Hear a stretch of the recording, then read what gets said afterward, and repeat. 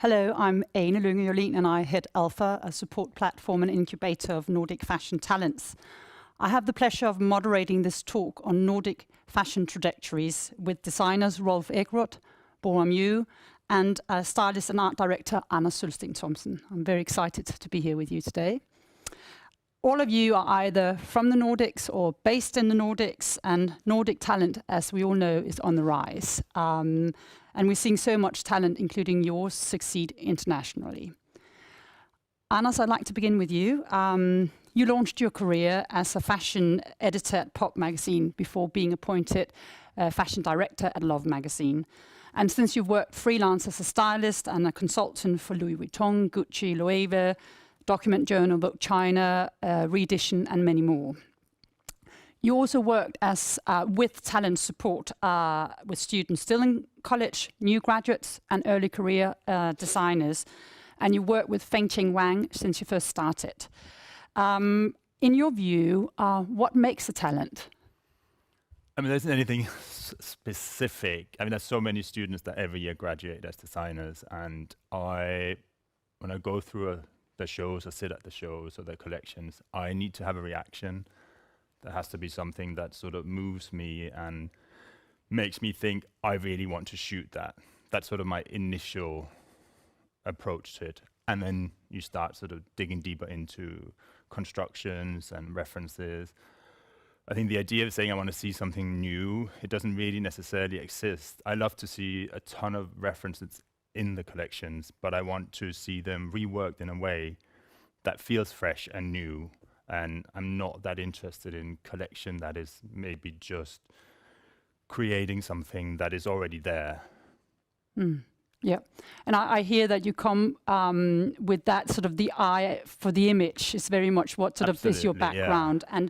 and I guess also you being you're based in London where there's so many fantastic talent schemes. And also the conditions for running a label in London is so different to running a label in the Nordics. But would you say that is something distinctly Nordic, or in another word, put in another way, what would you say characterizes Nordic talent? I mean, I think if we're talking about emerging designers and graduate, I feel like there's a stronger focus and finesse right from the beginning. And for functionality, shape, all those sort of things. Why I compare it to maybe London designers, sometimes it's just an idea. You see student collections being developed, and there's nothing wearable. it's shape, or it's fabrics, or even colors. And I think that for me is really what is the difference with students from the Nordic and London. Would you say that London graduate scene is more bonkers than the Nordic scene? I think there's definitely more room for being mad. And I think when you are in college or like university, those are the years you can really experiment and spend time on figuring out what do I want to do. And so you have to play. And as soon as you then graduate and you want to start your own label, it becomes a lot more serious. There's so many other aspects of being a brand that you need to consider, and then suddenly everything weighs higher. You know, you make a couple of big mistakes, and financially that can have such a big effect on you. So it's room to play, and I think they're really good at doing that, and maybe encouraged a lot at sort of London universities.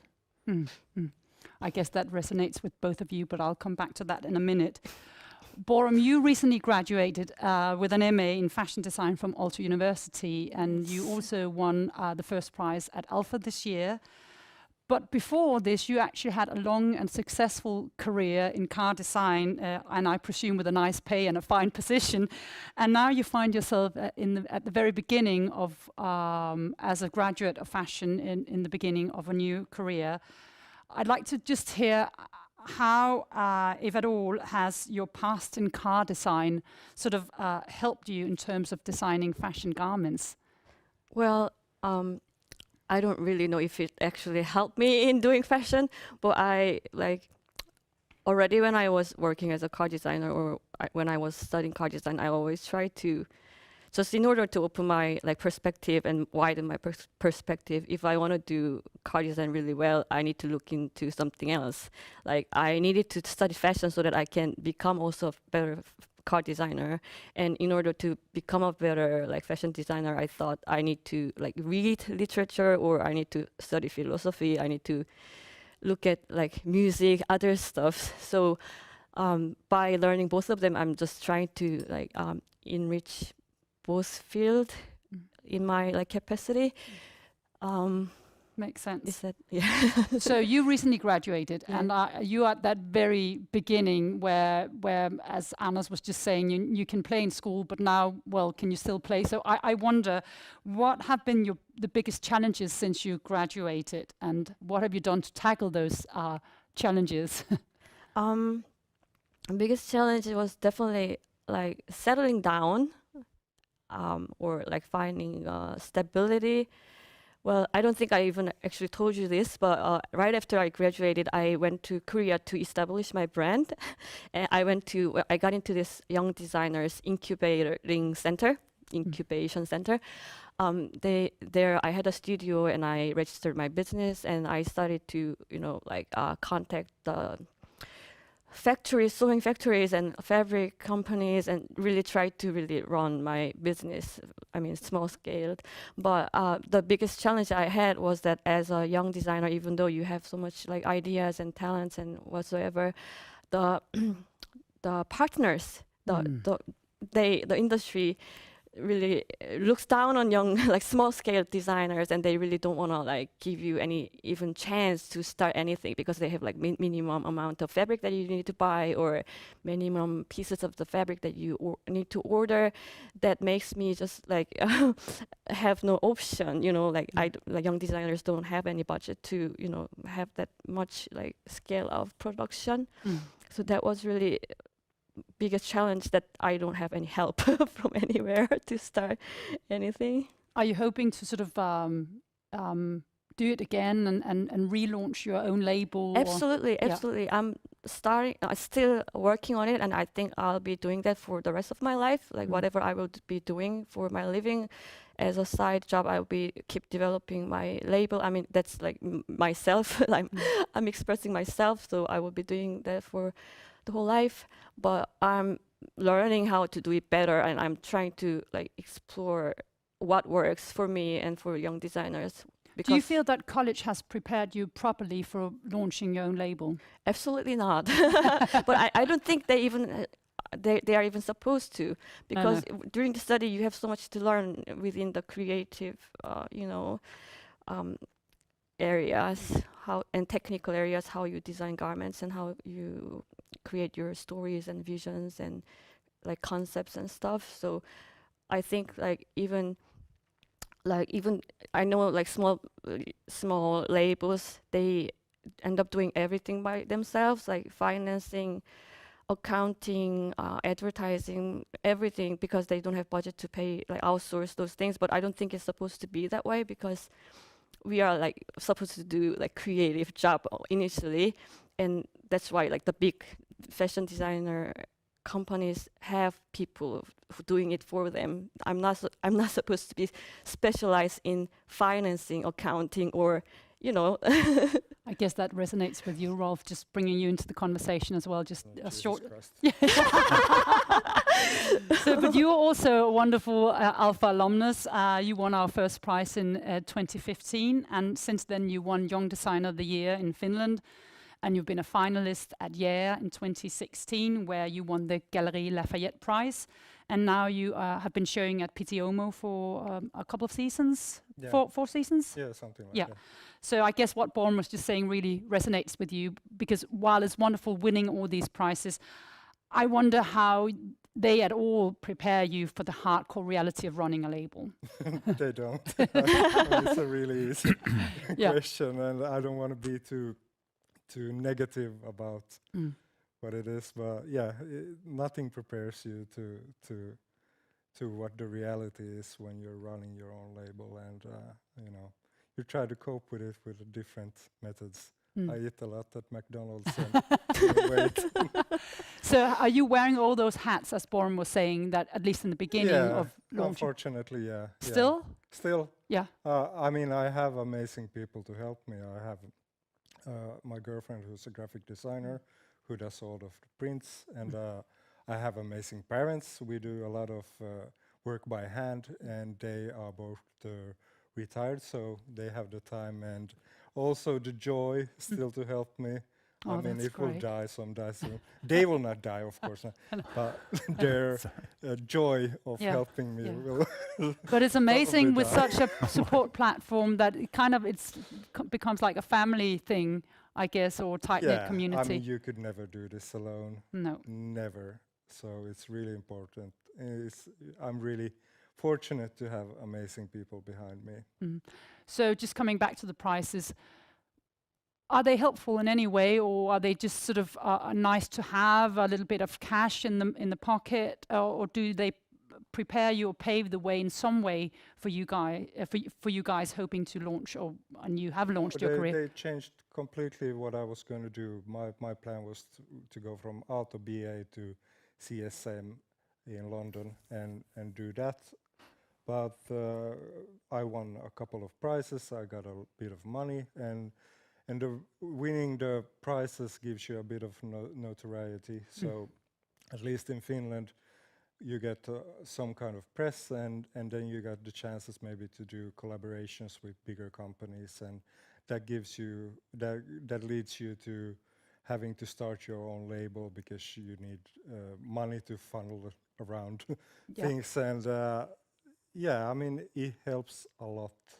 The competitions have been the key for me, at least in my early career. What would you say have been the biggest challenges for you since graduation? Money. Money. I mean, you can't deny how important that is, and especially now when I have no financing behind the label, it's money, and then it's just taking sleeping pills to get to cope with life. But it's interesting how that is something, I guess, it's a shared knowledge or shared, experience with early career designers. But you're not so. You launched your label when in 2016? No, it was in 2019. All right. We okay. did the first. So you have like 2018, three years Yeah. you've run this. Yeah. What do you know now that you didn't know before starting your label? Have there been any big surprises? I think like the importance of showrooms, how they really can help you or keep you at the same place where you're at. I mean, also I got a little bit of surprise of how many people are trying to take advantage of you, try to get money out of you, and there's really only a few people who actually try to selflessly help you. So that's been a surprise, and it's not the end of the world, but that's the reality. And I guess, Anders, coming from your side of things, what, in your opinion, do emerging designers most need support of? We hear money, but is that all? No, it's definitely not all, but I think it is the core in order to run a business. And I actually maybe disagree with you, Boram. I think I think the degree should focus highly on how to run a business, of the finance part. I know it's not all geared towards starting your own brand, but they have to teach you some sort of tools on how to do it. I think there was also an element of support on like figuring out exactly what is my strongest design vision, editing it down to, as I mentioned before, I love to see a lot of ideas when they're sort of on the graduation, and then it's pinpointing as like, this is your strongest, there's commercial what you call it. You can turn this into sort of commercial pieces. So it's really helping and supporting them is in finding what is that.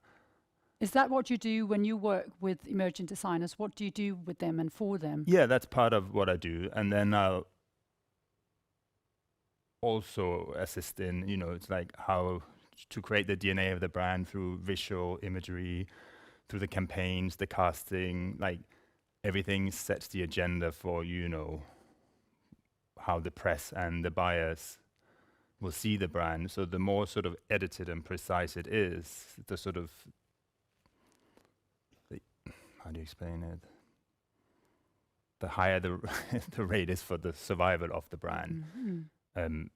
If you're trying too many things out, it becomes a little bit complicated, then the press and buyers are confused, and it maybe doesn't grab their attention.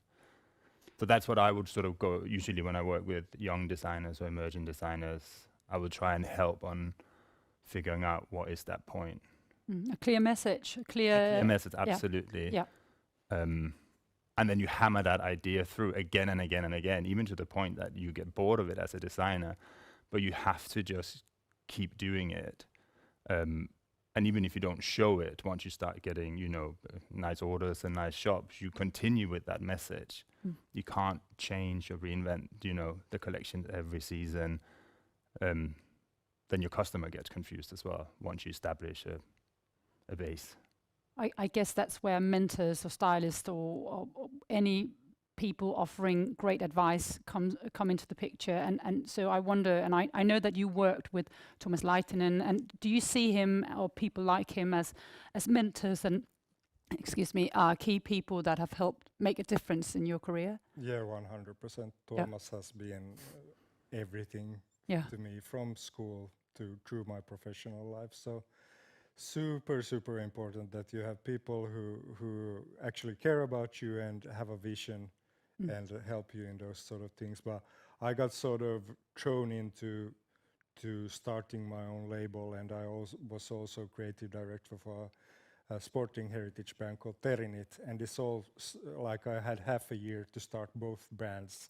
And just what you were saying, like how important it is to figure out what both brands are and then to just keep on pushing the same thing.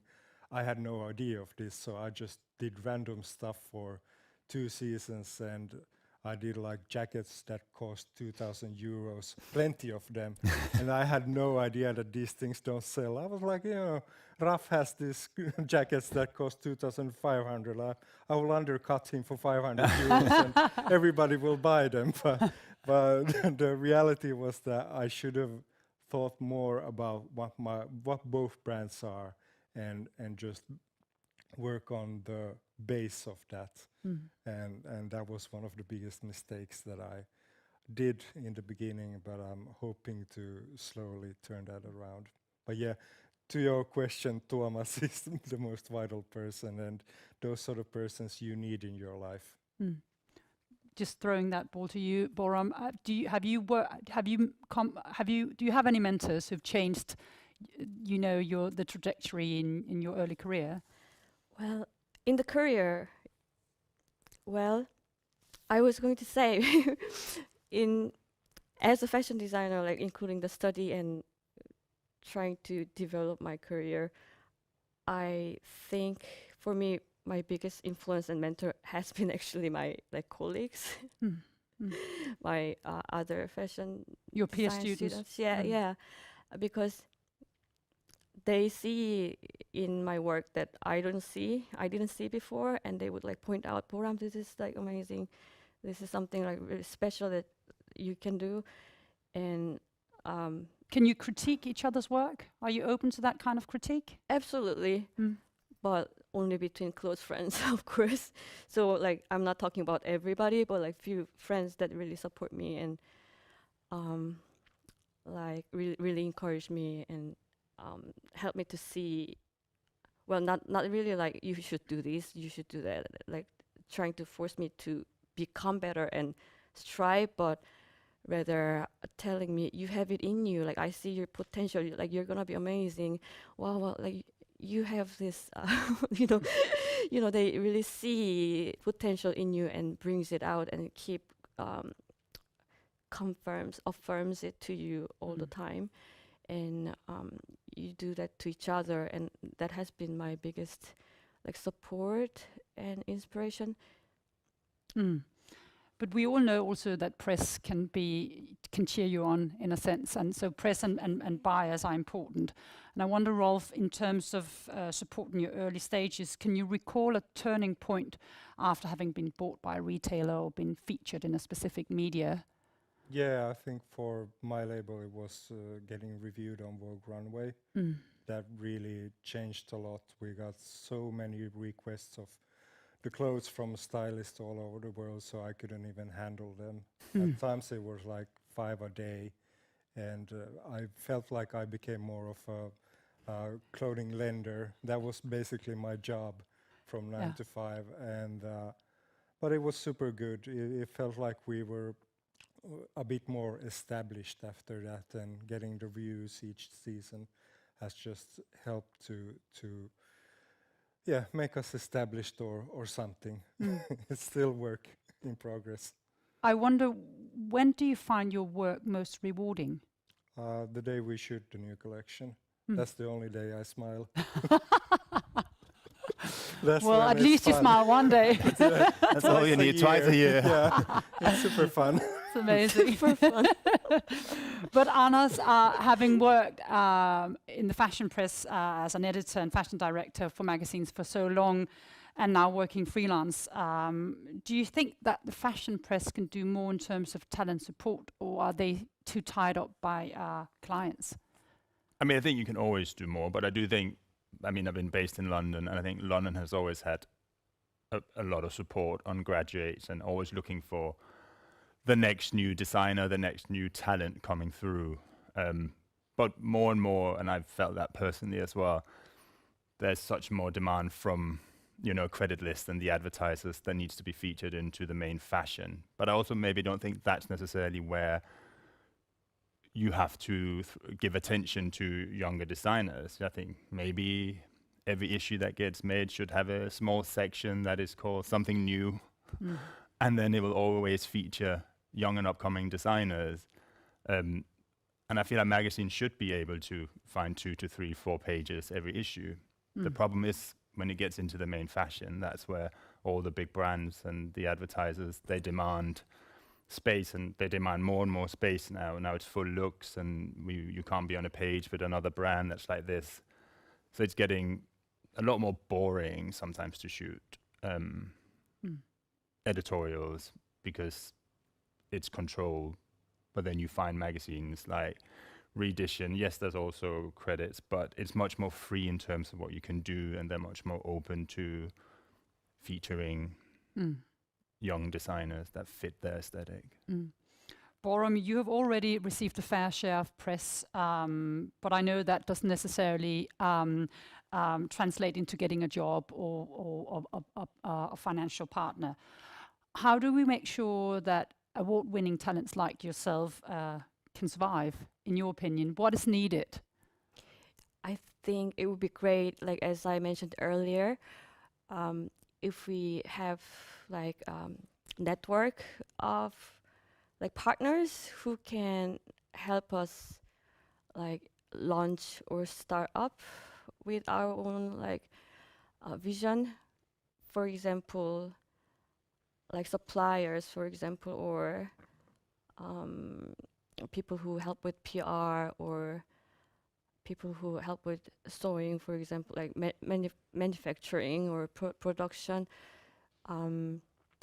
because for like running a business, I mean, as a just fresh graduated young designers, you don't wanna, because you have so much vision and so much like creative ideas that is so fresh and so valuable, and you don't wanna like jump into the way the industry is right now, but you like just like be observed into it, but rather like it would be the ideal if you can like get the support and be allowed to bloom your own like creative vision.